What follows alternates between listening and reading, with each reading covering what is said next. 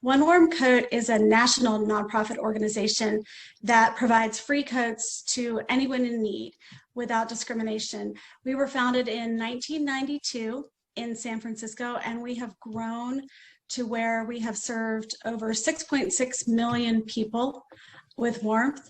And we now have around 4,000 coat drives that take place across all 50 states every year.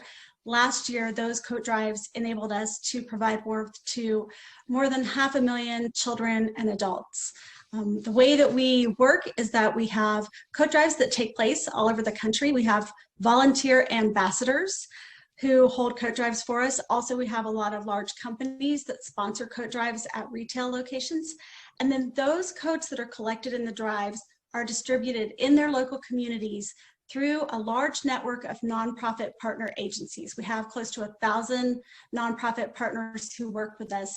And those are everything from senior citizen centers, homeless shelters, low-income preschools. So we serve everyone from infants through senior citizens and everywhere in between. Because of the economic crisis caused by the pandemic, there's a lot of uncertainty right now, but one thing we know for certain, and that is that more people are in need now than ever before, and more people will need shelter from the elements as the cold weather arrives. So we are working really hard to keep coat drives going, even in the current COVID-19 situation, to collect money and coats and make sure those get where they are most needed.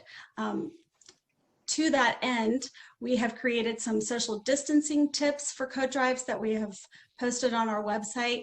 And we've also created a number of virtual coat drives where people can collect dollars instead of coats. We know that a lot of families who were already struggling before the crisis are now facing the winter months and maybe wondering if they're going to be able to pay their higher utility bills. Children who were previously in school buildings for 8 hours a day where there is a nice warm environment are at home now, and unfortunately sometimes in substandard situations where it's not warm inside their homes either.